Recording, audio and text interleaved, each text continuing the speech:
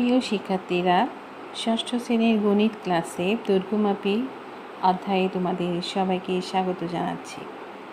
আজকে আমরা কাগজের স্কেল বানাই অংশটি পড়ব। উপকরণ হিসেবে আমাদের লাগবে পুরাতন ক্যালেন্ডার বা মোটা কাগজ, আঠা, সেন্টিমিটার স্কেল, পেন্সিল, কাঁচি। এটা বানাতে আমাদের একটি সেন্টিমিটার বা ইঞ্চি স্কেলের দৈর্ঘ্য ও প্রস্থ বিবেচনায় রেখে পুরাতন ক্যালেন্ডার বা মোটা কাগজ থেকে একই মাপে 2 টুকরো কেটে নাও। তাহলে এই যে আমরা দেখতে পাচ্ছি, এটা হচ্ছে একটা পুরাতন ক্যালেন্ডার থেকে কেটে নেওয়া 2টি টুকরো। এটা আমরা কেটেছি দোকান থেকে কিনে আনা একটি সেন্টিমিটার স্কেল এর মাপ করে। দেখো, এটা আমরা একদম সেন্টিমিটার স্কেলের মাপ করে কেটেছি। একই রকম 2টো টুকরো। টুকরো দুটিকে আঠা দিয়ে পরস্পরের সাথে লাগিয়ে নাও। এই 2টো টুকরোকে আমরা এভাবে করে ভিতরে এরকম আঠা দিয়ে লাগিয়ে নিব। তাহলে স্কেলের বডি আরও মোটা ও শক্ত হবে। তাহলে আমাদের স্কেলটা একটু মোটা হবে। এবার একই মাপে 2 টুকরো সাদা কাগজ কেটে স্কেলের বডির ওপর পাশে আঠা দিয়ে আটকে দাও। এবার আমরা সাদা কাগজ কেটে স্কেলের উভয় পাশে, এই পাশে এবং এই পাশে আটকে দিব। সেটাও আমরা করলাম। স্কেলের বডি যে কোনো এক পাশে একটি সেন্টিমিটার বা ইঞ্চি স্কেল রেখে সেন্টিমিটার বা ইঞ্চি স্কেলটির দাগ বরাবর তোমার পছন্দ মতো বিভিন্ন রঙের কালি কলম দিয়ে দাগিয়ে নাও। আমাদের এই যে কাগজের টুকরাটি, এটার উপরে আমরা সেন্টিমিটার স্কেলটা বসাবো এবং এই সেন্টিমিটার স্কেলের এক পাশে দেখো এখানে ইঞ্চি লেখা, এরপরে দেখো ইঞ্চি লেখা, এবং আরেক পাশে সেন্টিমিটার লেখা।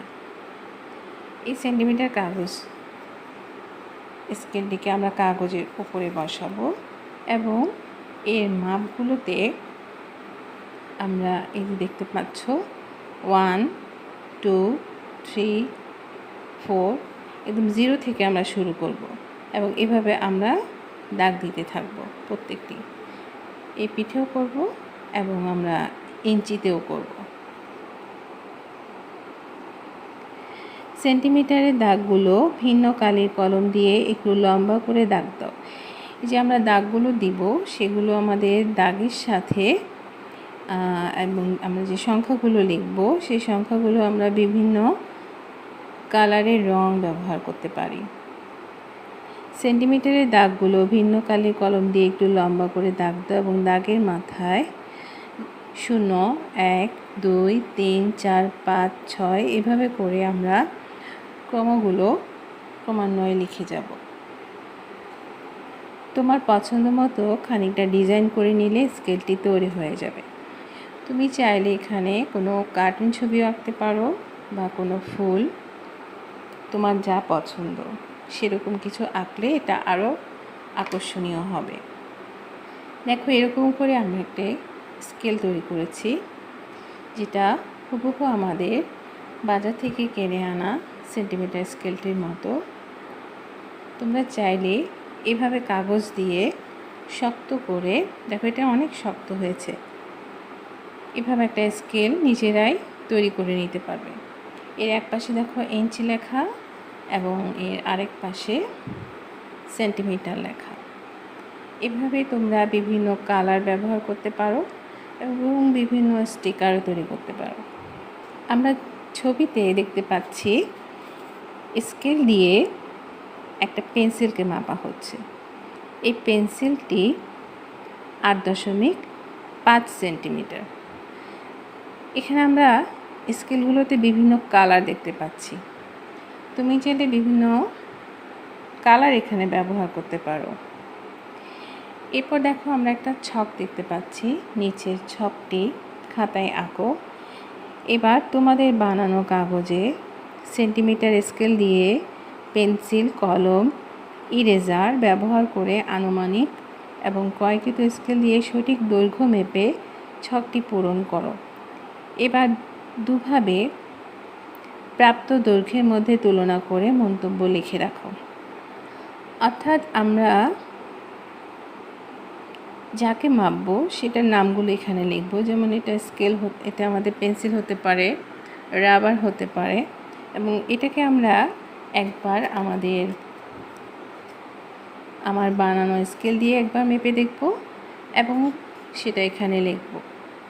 তারপরে এই ঘরে আমরা আমাদের বাজার থেকে কিনে আনা স্কেল দিয়ে একবার মাপব, তারপর সেটা আমরা এই ঘরে লিখব এবং পরিমাপের পার্থক্য ওপর মন্তব্য করব এবং দুইটা দিয়ে মাপার পর আমাদের কি পার্থক্য হলো সেটা আমরা এই ঘরে লিখব।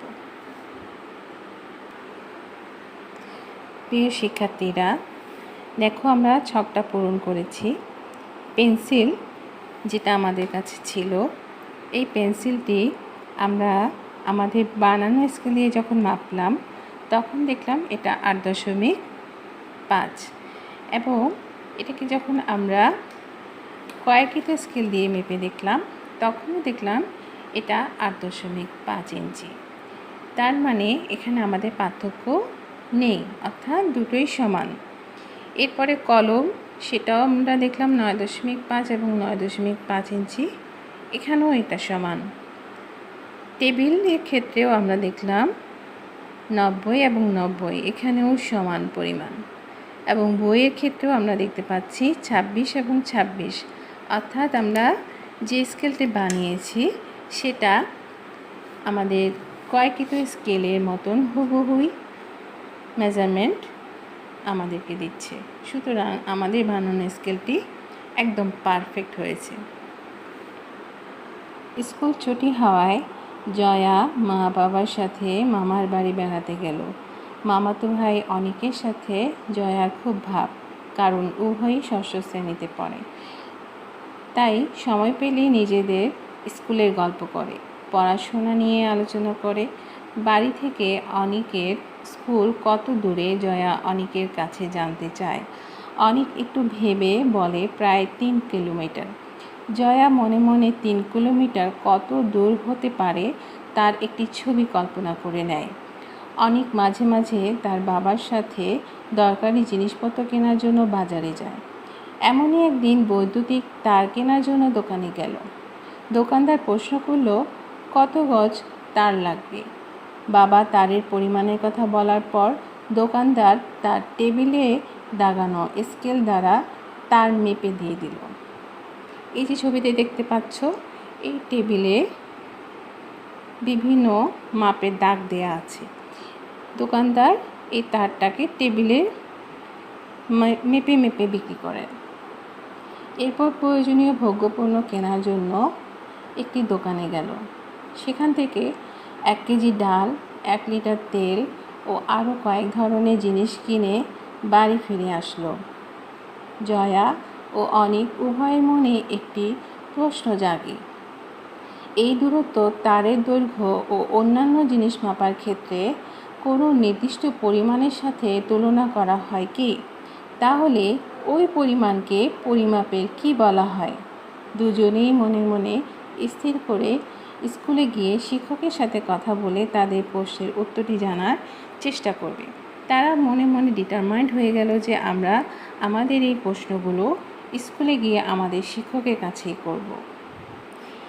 যে আদর্শ ভৌত রাশির, যেটা তোমাদের বিজ্ঞান বইয়ে বিজ্ঞান ও প্রযুক্তি অধ্যায়ে বিভিন্ন রাশির পরিমাপ সম্পর্কে বিস্তারিত আলোচনা আছে, সাথে তুলনা করে অন্যান্য রাশি পরিমাপ করা হয়, তাকে আমরা পরিমাপের একক বলে থাকি। যে কোনো পরিমাপের জন্য একটি আদর্শের প্রয়োজন রয়েছে, যার সাথে তুলনা করে বিভিন্ন ভৌত রাশির পরিমাপ করা যায়। এই আদর্শকে বলা হয় পরিমাপের একক। দৈনন্দিন কাজকর্ম ও ব্যবসা বাণিজ্যের কারণে প্রাচীনকাল থেকেই পরিমাপের প্রচলন ছিল। এই পরিমাপের জন্য বিভিন্ন রাশির স্থানীয় বা এলাকাভিত্তিক বহু একক প্রচলিত ছিল। যেমন কিছুকাল পূর্বেও আমাদের দেশে ভরের একক হিসেবে মণ, সের, ছটাক, তোলা ইত্যাদি প্রচলিত ছিল। সেই কারণে সারা বিশ্বে পরিমাপের একই রকম আদর্শের প্রয়োজন পড়ে। এ থেকে 1960 সালে গোটা বিশ্বে বিভিন্ন রাশির একই রকম একক চালু করার সিদ্ধান্ত হয়। এককের এই পদ্ধতিকে বলা হয় এককের আন্তর্জাতিক পদ্ধতি বা ইন্টারন্যাশনাল সিস্টেম অফ ইউনিটস, সংক্ষেপে SI। এই অধ্যায়ে আমরা দৈর্ঘ্য পরিমাপের একক নিয়ে আলোচনা করব। দৈর্ঘ্য পরিমাপের প্রচলিত পদ্ধতি দুইটি, এক হচ্ছে ব্রিটিশ পদ্ধতি ও দুই হচ্ছে ম্যাট্রিক পদ্ধতি। ব্রিটিশ পদ্ধতিতে দৈর্ঘ্য পরিমাপের একক হিসেবে গজ, ফুট, ইঞ্চি চালু আছে, তবে বর্তমানে পৃথিবীতে অধিকাংশ দেশে দৈর্ঘ্য পরিমাপে ব্যবহৃত হচ্ছে ম্যাট্রিক পদ্ধতি। এই পদ্ধতিতে পরিমাপের বৈশিষ্ট্য হলো এটা 10 গুণোত্তর। দশমিক ভগ্নাংশের দ্বারা এই পদ্ধতিতে পরিমাপ সহজে করা যায়। শিক্ষার্থীরা, আমাদের আজকের ভিডিও এখানে শেষ হচ্ছে। পরবর্তী ক্লাসে আমি ম্যাট্রিক পদ্ধতিতে দৈর্ঘ্য পরিমাপের এককে রূপান্তর এই সিঁড়ি পদ্ধতি নিয়ে আলোচনা করব। সবাইকে ধন্যবাদ।